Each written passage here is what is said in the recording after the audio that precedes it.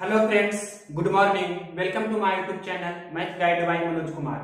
हम लोग आज आरआरबी एनटीपीसी का फेज 2 में जो एग्जाम चल रहा है, तो 25 जनवरी 2021 को 25 जनवरी 2021 शिफ्ट 1 में जो क्वेश्चन पूछा गया है उसका मैथ एनालिसिस करेंगे। सभी मॉडरेट लेवल का क्वेश्चन था, इजी लेवल ही था। तो देखते हैं क्वेश्चन नंबर फर्स्ट। ये क्वेश्चन बोल रहा है कि किसी मीनार या टावर है, उसके एक तरफ दो बिंदु है सी और डी। तो दोनों बिंदुओं से मीनार के या टावर जो भी है इसके शीर्ष से उन्नयन कोण थीटा और 90 माइनस थीटा है। दैट मींस कहने का मतलब है कि दोनों कोण एक दूसरे का क्या है, पूरक है, जिसे बोल सकते हैं कि दोनों कोणों का योगफल 90 डिग्री होता है। तो इस स्थिति में पहला बिंदु से दूरी दिया है 16 मीटर और दूसरा बिंदु से दूरी दिया है 25 मीटर। तो इस मीनार या टावर जो है उसका ऊंचाई निकालना है। तो आपको पता होगा इस स्थिति में क्या होता है, h बराबर मतलब ये हाइट मीनार की ऊंचाई या टावर की ऊंचाई बराबर होता है रूट अंडर, अगर जो यहाँ की लंबाई a है और ये यहाँ से यहाँ की लंबाई b है तो रूट अंडर a b होता है। कहने का मतलब क्या हो जाएगा, रूट के अंडर में 16 गुना कितना हो जाएगा 25, और 16 का वर्गमूल होता है 4, 25 का होता है 5, यानी कि 20 मीटर जो भी हो जाएगा आपका क्या, ये इस टावर या मीनार की ऊंचाई, यही आपका आंसर होगा। नेक्स्ट क्वेश्चन देखिए, सेकेंड नंबर 7 पावर 13 प्लस 1 और बटा 6, तो इसका शेषफल क्या होगा। तो 7 में हम 6 से भाग देंगे तो शेष 1 आएगा, और 1 पे पावर कितना हो जाएगा, यहाँ पर बना रहे हैं 1 पे पावर कितना हो जाएगा 13, और प्लस फिर 1 में 6 से भाग देंगे तो 1 ही होगा बटा 6। अब 1 पे पावर कुछ भी रहेगा तो 1 ही होगा, तो 1 में हम 6 से भाग देंगे तो 1 होगा, और 1 1 कितना हो जाएगा 2, 2 बटा 6 का मतलब कितना हो जाएगा शेष आपका 2। इस प्रकार से आप तुरंत इसे बना सकते हैं। नेक्स्ट क्वेश्चन देखिए, क्वेश्चन नंबर थर्ड सिंप्लीफिकेशन का है, 0.25 इस प्रकार से लिखा गया है। तो सबसे पहले देखिए, हर में डिनोमिनेटर में दशमलव के बाद यहाँ 3 अंक है, यहाँ दशमलव के बाद कितना 4 अंक है, यहाँ दशमलव के बाद कितना है 2 अंक है। तो नीचे 4 3 7 अंक हो गया, तो ऊपर क्या हो जाएगा गुना में 10 पे पावर कितना हो जाएगा 7, और नीचे क्या हो जाएगा गुना में 10 पे पावर 2। इतना आप समझे। ये दशमलव के बाद 2 अंक है तो नीचे 10 पे पावर 2 होगा, और दशमलव के बाद नीचे 3 और 4 7 अंक है तो ऊपर 10 पे पावर 7 होगा, और पावर क्या होता है 10 पे पावर 7 है, 10 पे पावर 2 ऊपर जाएगा तो घटेगा, मतलब कितना हो जाएगा नेक्स्ट स्टेप में 10 पे पावर 7 माइनस 2, यानी कि हम इसे बोल सकते हैं कितना हो जाएगा 10 पे पावर 5। अब देखिए ये 25 दशमलव हम हटा देते हैं, दशमलव को हमने सबसे पहले हटा दिया, तो ये 25 से 25 कैंसिल हमने सबसे पहले कर दिया। अब क्या बचा, ध्यान से देखिए, नीचे 25 गुना 25 तो कितना हो गया 625, यानी 10 पे पावर 5 बटा कितना हो गया 625। 10 पे पावर 5 को हम बोल सकते हैं 1 पर 5 जीरो है, तो डेसिमल में लिखेंगे तो कितना हो जाएगा 0.00625। इस प्रकार से आपका ये आंसर हो जाएगा। सिंपल, डेसिमल हमने सबसे पहले हटाया, और डेसिमल हटाया तो ऊपर दशमलव के बाद 2 अंक था, नीचे हमने 10 पे पावर 2 लिखा, नीचे दशमलव के बाद कितना अंक है 7 अंक है तो ऊपर 10 पे पावर 7 लिखा, 10 पे पावर 7 में से 10 पे पावर 2 जाएगा तो 10 पे पावर 5 बचेगा अंश में, और नीचे में क्या हो जाएगा सब अब डेसिमल खत्म हो गया, 25 से 25 हमने खत्म कर दिया, 25 गुना 25 625, मतलब 1 लाख बटा 625, और दशमलव में करेंगे तो 0.00625 आपका आंसर होगा। नेक्स्ट क्वेश्चन देखिए, ये भी सिंपल अलजेब्रा फार्मूला का क्वेश्चन है। अगर जो इसे हम a गुना a मानते हैं और इसे हम b गुना b मानते हैं, तो यहाँ पर दिख रहा होगा कि 2 गुना a गुना b है, यानी कि a माइनस b का होल स्क्वायर ये है। तो a के जगह पर कितना है 0.60 और माइनस b के जगह पर है 0.40, इसका होल स्क्वायर है तो ये कितना हो जाएगा 0.20 का होल स्क्वायर।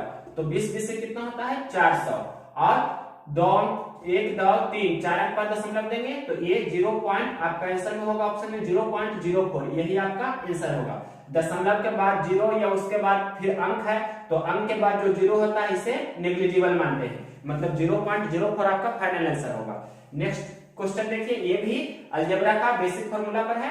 अगर 0.7 को आप a समझिए और 0.6 को अगर यहाँ पर b समझते हैं, तो ध्यान से देखिए, a गुना a तो ऊपर में a क्यू हो गया, प्लस b गुना b तो b क्यू हो गया, नीचे a गुना a तो a स्क्वायर माइनस 0.6 गुना 0.7 करेंगे तो 0.42 होगा। तो ये क्या है a गुना b, जिसे हम बोल सकते हैं कि a b है, और प्लस b स्क्वायर, तो a cube plus b cube बटा a square minus a b plus b square क्या होता है ए प्लस बी, ये आपको पता होगा, ये ए प्लस बी होता है।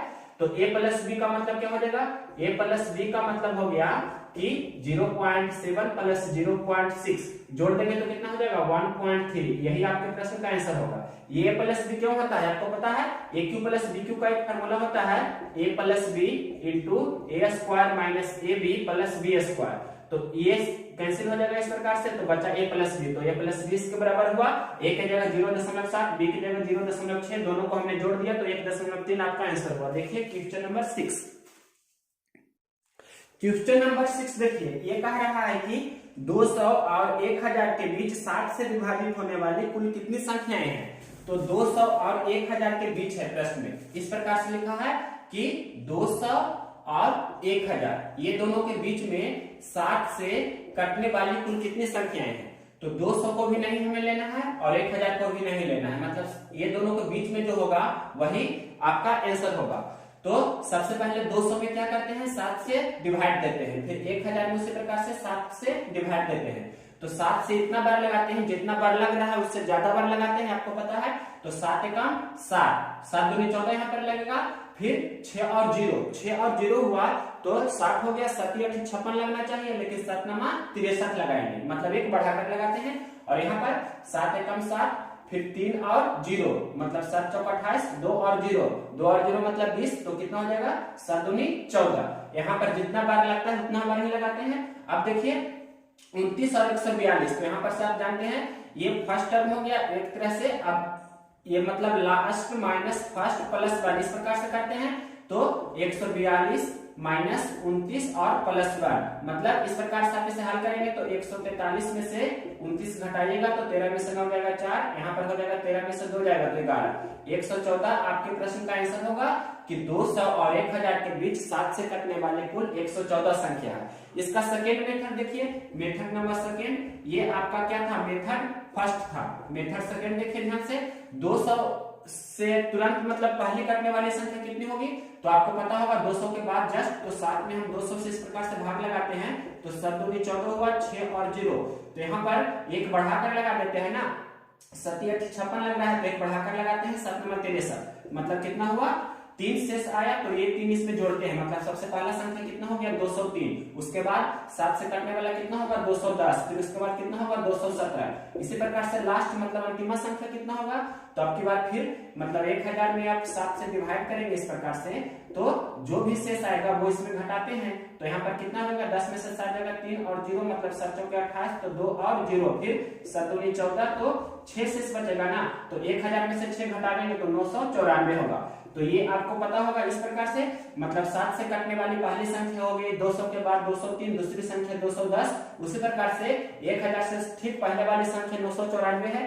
तो यहाँ पर से आप जानते होंगे कि नंबर ऑफ टर्म्स निकालने के लिए लास्ट टर्म मतलब 994 माइनस फर्स्ट टर्म मतलब 203 बटे जितना जितना का डिफरेंस है मतलब 7 का गैपिंग है तो बटा 7 और प्लस 1 करते हैं, इससे भी बना सकते हैं। तो 994 में से 203 घटा देंगे तो कितना हो जाएगा, 4 में से 3 जाएगा तो 1, 9 में से 0 जाएगा तो 9 और 9 में से 2 जाएगा तो 7, 791 बटा 7 प्लस 1, 791 में आप 7 से भागा लगाइएगा तो कितना होगा 103, 93 होता है, यहाँ पर कितना हो जाएगा 113, यहाँ पर हो जाएगा 113, 63 91 107 और 113 में जोड़िएगा तो 114, इस प्रकार से भी हम बनाए तो आंसर सेम ही आया।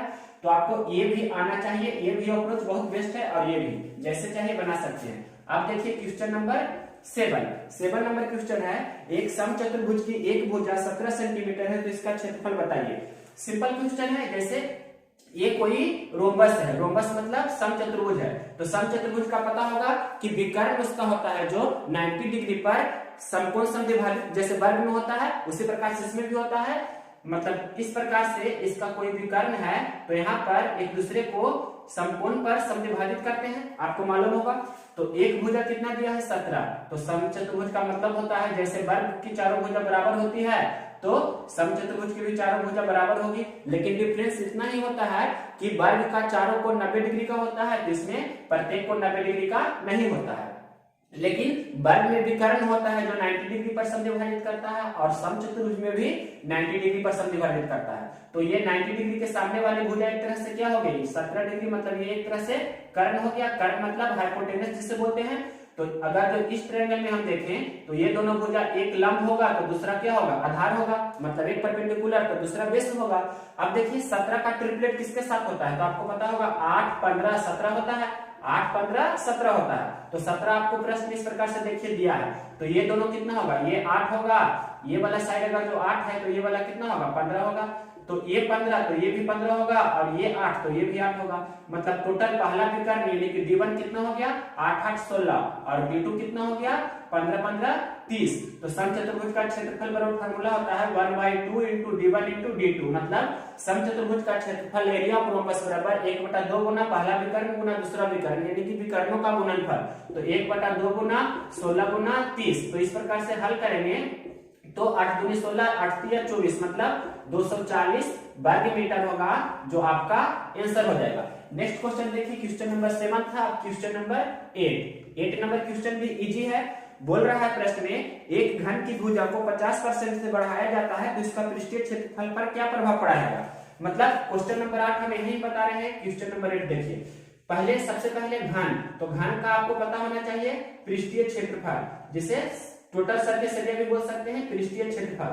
तो घन का पृष्ठीय क्षेत्रफल होता है 6 गुना भुजा स्क्वायर, और घन की जो भुजा है उसमें 50% की क्या कर रहे हैं, वृद्धि कर रहे हैं। घन की भुजा में 50% की वृद्धि कर रहे हैं, तो इसका क्षेत्रफल होता है 6 गुना भुजा स्क्वायर, मतलब भुजा गुना भुजा। तो पहली भुजा भी 50% की वृद्धि कर रहे हैं, और दूसरी भुजा भी 50% की वृद्धि कर रहे हैं।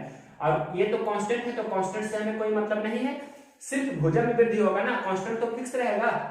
तब यहाँ पर से इस प्रकार भी यूज कर सकते हैं, 50 प्लस 50 और प्लस 50 गुना 50/100। तो मतलब x plus y plus x गुना वाई बटा 100 उसका यूज किए। तो यहाँ पर से आपको दिख रहा होगा कि 50, 50, 100 और प्लस 25, मतलब 125% की क्या हो जाएगी, वृद्धि हो जाएगी।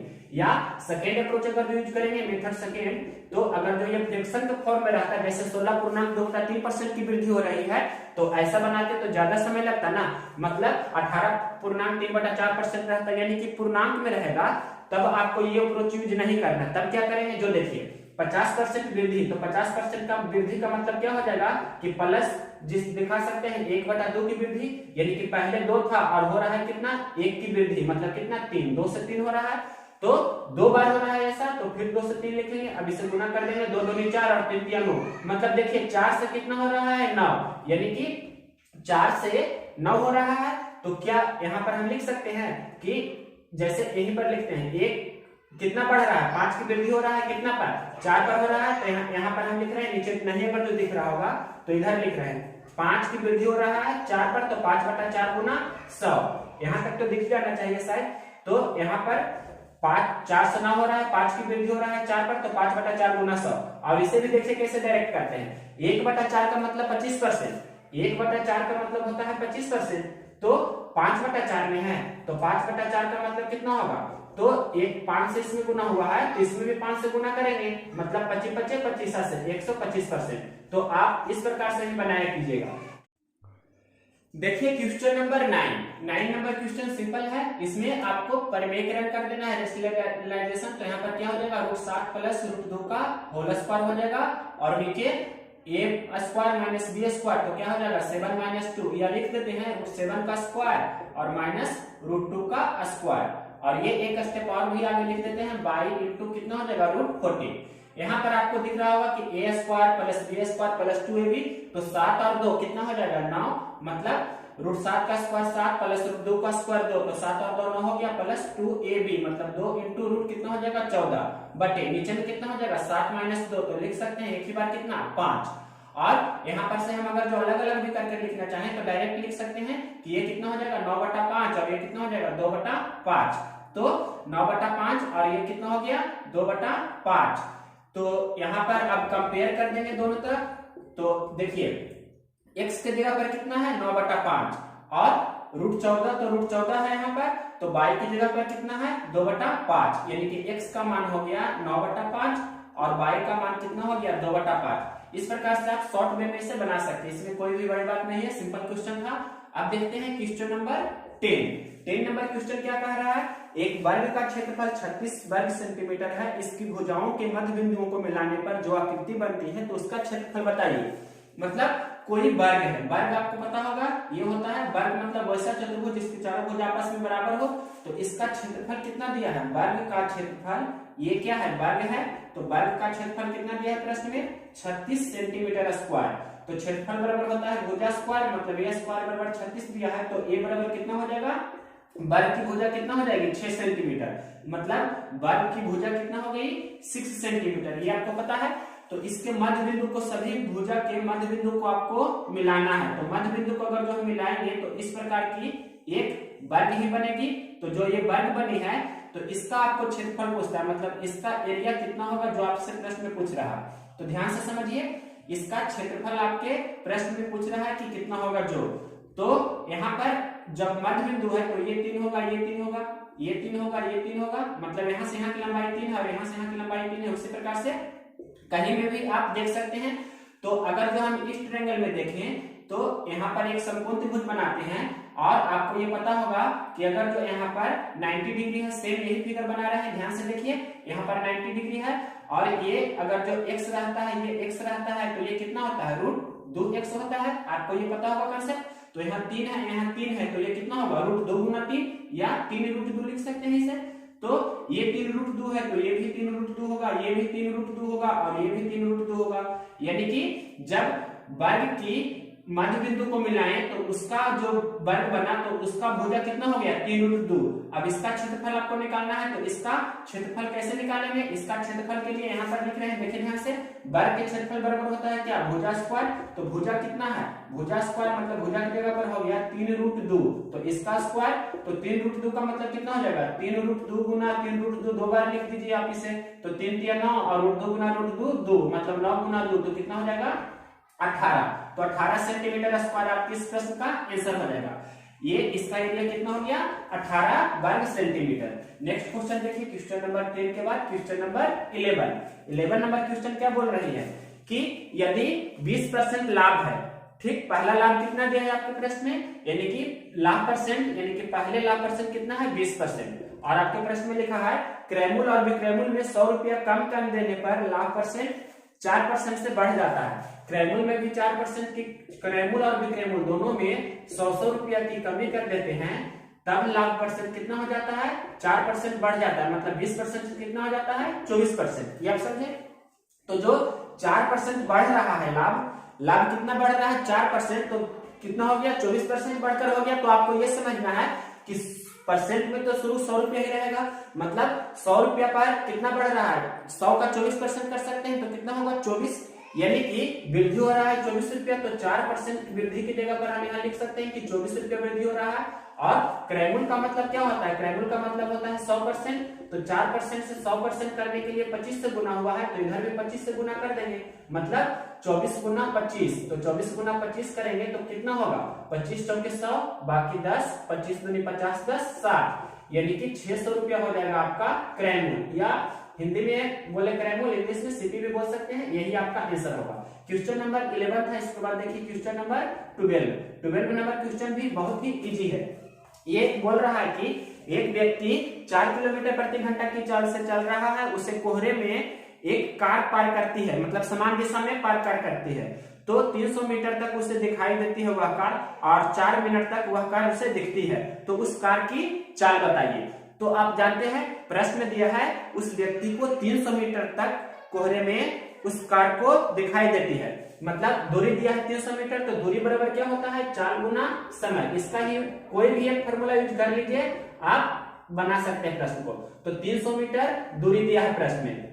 अब चाल यहाँ पर क्या हो जाएगा, दोनों की चाल एक ही दिशा में है तो घटेगी सापेक्षिक चाल, मतलब रेल जो यहाँ पर क्या है कार है, तो कार की चाल x मान लेते हैं x मीटर प्रति सेकेंड, और व्यक्ति की चाल 4 मीटर प्रति सेकेंड है, तो दोनों की सापेक्षिक चाल हो जाएगा x - 4 मीटर प्रति सेकेंड।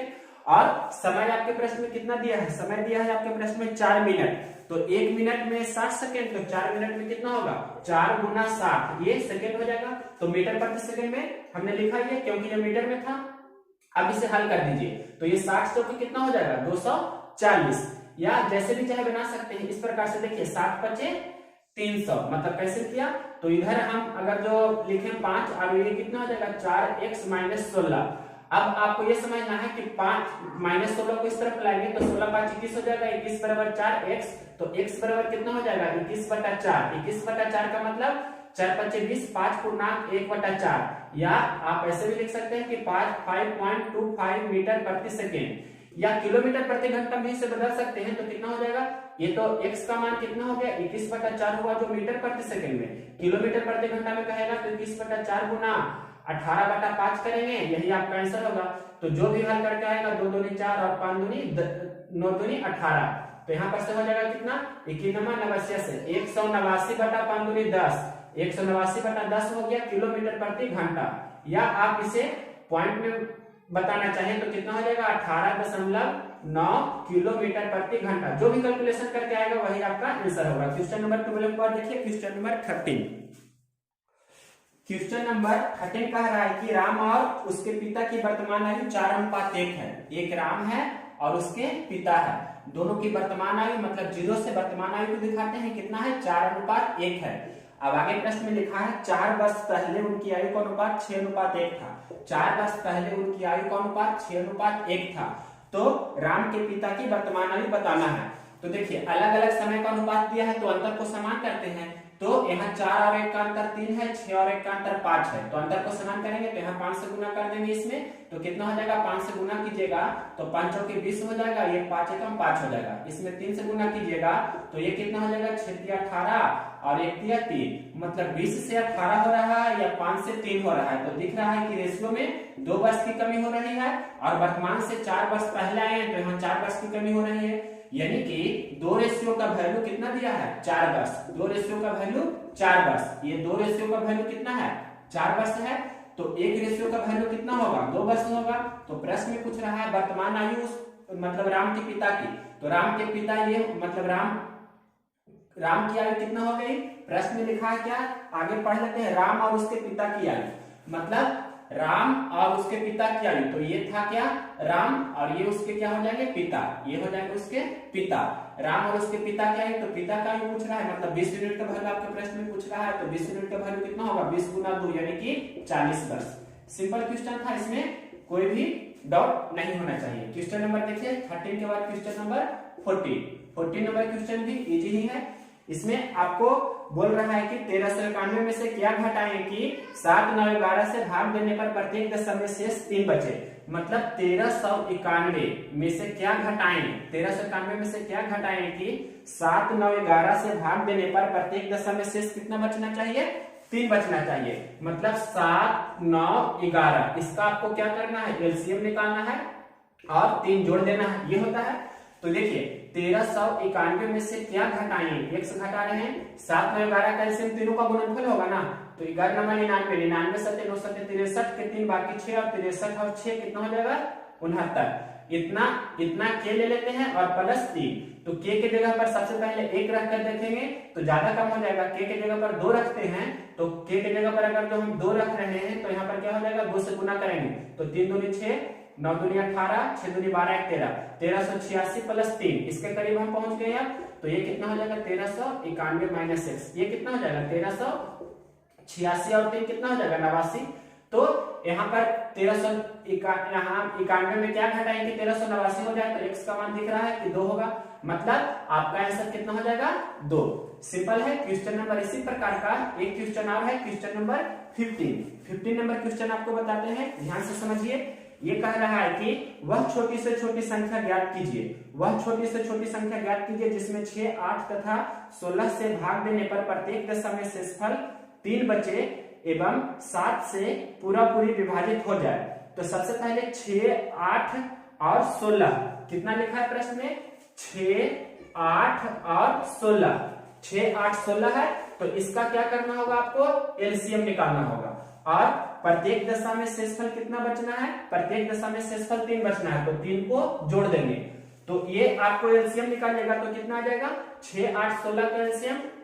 तो यहां पर से डायरेक्ट दिख रहा होगा कि 144 होगा आपको एलसीएम, 144 होगा तो 144 के लिखेंगे और प्लस 3, 144 के प्लस 3। अब के जगह पर ये है जो कि क्या है 7 से भाग देंगे तो ये पूरी क्या है डिविजिबल है, डिविजिबल का मतलब क्या क्या विभाजित है, तो आपको ऐसा के का मान रखना है कि पूरा पूरी 7 से कट जाना चाहिए। तो के का मान अगर जो हम सबसे पहले 1 रखते हैं, के का मान 1 रखते हैं तो कितना हो जाएगा 144 गुना 1 प्लस 3 तो 147 हो जाएगा।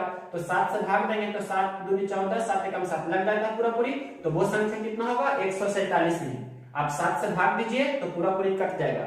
मतलब वह छोटी से छोटी संख्या जो 6, 8 और 16 से भाग देने पर प्रत्येक दशा में शेषफल 3 बचे और 7 से भाग देंगे तो पूरा पूरी कट जाए। तो वो आंसर कितना हो जाएगा 147। यही आपके प्रश्न का आंसर होगा। नेक्स्ट क्वेश्चन 16 नंबर देखिए। देखिए क्वेश्चन नंबर 16। ये प्रश्न बोल रहा है, ध्यान से समझना है कि एक ट्रेन पर 1/3 यात्री उतर गए और 96 यात्री चढ़ गए। मतलब पहले 1/3 यात्री उतर गए और 96 यात्री चढ़ गए। आगे प्रश्न में बोल रहा है कि फिर 1/2 यात्री उतर गए और 12 यात्री चढ़ गए। मतलब नेक्स्ट प्लेटफॉर्म पर 1/2 यात्री उतरते हैं और 12 यात्री चढ़ जाते हैं। तो प्रश्न में बोल रहा है कि यदि अंत में टोटल 248 यात्री बचे तो प्रारंभ में यात्रियों की कुल संख्या कितनी थी। तो सिंपल है, ऐसे प्रश्न को अंत से शुरू की ओर जाते हैं, आपको पता होगा। तो अंत में 248 यात्री बचे। 248 से लिखा है प्रश्न में, हाँ अंत में 248 यात्री बचे। तो ध्यान से देखिए कि उसके पहले 12 यात्री चढ़े थे तो कितना यात्री होंगे, मतलब 248 में से आप ये 12 घटा देंगे तो कितना बचेगा 236। यानी कि 236 यात्री थे जब 12 यात्री चढ़े। आप देखिए उसके पहले क्या था 1/2 यात्री उतर गए, मतलब इसका दुगना मतलब 400। 236 का 2 से गुना करेंगे मतलब कितना होगा 472 यात्री चढ़े होंगे। अब देखिए फिर क्या है, इसके पहले वाला प्लेटफॉर्म पर 96 यात्री चढ़े थे। तो 472 में से हम 96 घटा देंगे तो कितना हो जाएगा, जो भी मतलब 12 में से 6 जाएगा तो 6, यहाँ पर 6 में से 9, 16 में से 9 जाएगा तो 7, 376 यात्री चढ़े थे। तो अब यहाँ से ध्यान से देखिए 376 यात्री अब टोटल है। अब प्रश्न में बोल रहे हैं यहाँ पर कि एकदम स्टार्टिंग में कि 1/3 यात्री उतर गए हैं। तो 1/3 यात्री उतर गए हैं मतलब 2/3 यात्री चढ़े थे। 2/3 यात्री चढ़े, इसका मतलब यही ना हुआ 1/3 यात्री उतर गए मतलब 2/3 यात्री चढ़े। और ऐसे प्रश्न में कितना 376 चढ़ रहा, यानी कि 2/3 रेशियो का वैल्यू आपके प्रश्न में कितना दिया है 376। तो एक रेशियो का वैल्यू जो होगा वही आपका आंसर होगा। मतलब 2 से कैंसिल कर दीजिए तो 2 एकम 2, 1 और 7, 2 8 16, 2 8 16। एक रेशियो का वैल्यू कितना हो जाएगा 188 गुना 3। तो 188 गुना 3 कितना होगा 8 3 24, 18 3 54, 55। 8 3 24 के 4 बाकी 2 होगा, 18 3 54, 54 और 2 है तो 56। यानी कि 564 यात्री प्रारंभ में थे। यही आपका आंसर हो जाएगा। कितने यात्री थे तो इतना यात्री था। क्वेश्चन नंबर ये था 16 के बाद देखिए नेक्स्ट क्वेश्चन 17 नंबर है। 17 नंबर क्वेश्चन माध्य निकालना है। जो भी सीरीज दिया है इसका माध्य निकालना है, मतलब मीन निकालना है, जिसे एवरेज भी बोल सकते हैं। और दूसरा पूछ रहा है इसका माध्यिका निकालना है, मतलब मीडियन निकालना है। बहुलक भी पूछ सकता है, तो तीनों हम यहाँ बता देते हैं। बहुलक भी आपके प्रश्न में पूछ सकता है, तो तीनों ध्यान से समझिए कैसे बनाते हैं जो।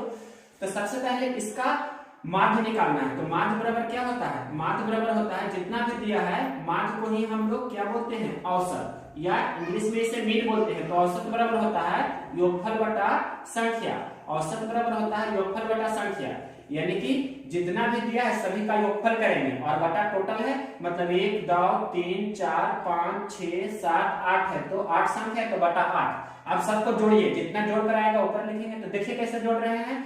तो यहाँ पर सबसे पहले 10 और 20 कितना हो गया 30 हो गया। अब 12 और 18 ये भी मिलाकर 30 हो रहा है। 14 और 16 ये भी मिलाकर 30 हो रहा है।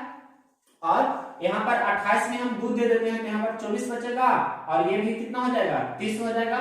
तो 1 2 3 4 30 हो गया, मतलब 30 चौके 20 से 120 और 24 144 जोड़कर कितना हो गया 144। तो 18 44, यानी कि आपका ये मीन है, मतलब औसत जिसे माध्य बोलते हैं।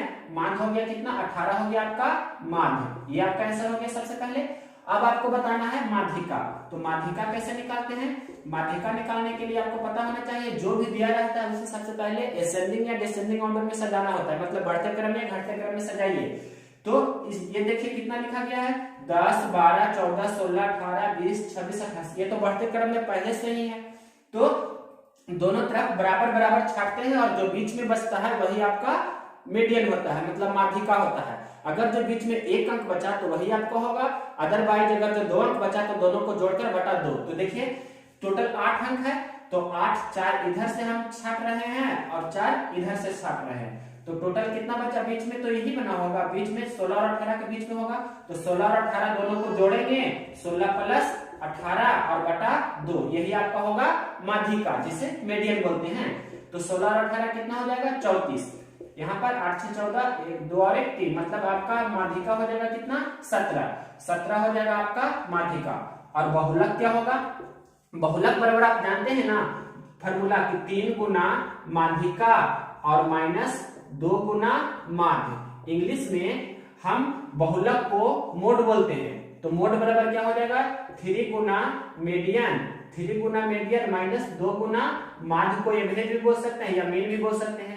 तो माध्यिका कितना हो गया, माध्यिका निकालने कितना 17, तो 3 गुना 17 माइनस 2 गुना माध्य कितना है 18। तो यहाँ पर से 77 या 51 में से 18 दूनी 36 घटा दीजिएगा, तो 36 14 50 इनके 15 हो जाएगा, तो 15 आपका क्या हो जाएगा बहुलक। तो आपका फाइनल आंसर इस सीरीज का क्या हो जाएगा, माध्य कितना हो गया, माध्य हो गया 18 और माध्यिका कितना हो गया 17 और बहुलक कितना हो गया, बहुलक आपके प्रश्न का आंसर हो गया कितना 50, मतलब 15, यानी कि मीन हो गया 18, मीडियन हो गया 17 और मोड हो गया 15। तो ये आपको हमने एक ही प्रश्न में तीनों बताया। क्वेश्चन नंबर 70 जो भी क्वेश्चन पूछा गया था सभी रियल क्वेश्चंस है, आप टेस्ट करके देख सकते हैं। अंक थोड़ा इधर उधर हो सकता है, लेकिन आपको उसका जो मेथड होता है वो समझना है। तो नेक्स्ट मतलब वीडियो करेंगे उसमें शिफ्ट 2 वाला होगा, और इसमें जो भी क्वेश्चन छूटा है तो शिफ्ट 2 में कवर हो जाएगा, मतलब उसमें 30 35 या 40 क्वेश्चन के लगभग हो सकते हैं। तो अगर यह वीडियो पसंद है तो इसे लाइक करें और शेयर करें,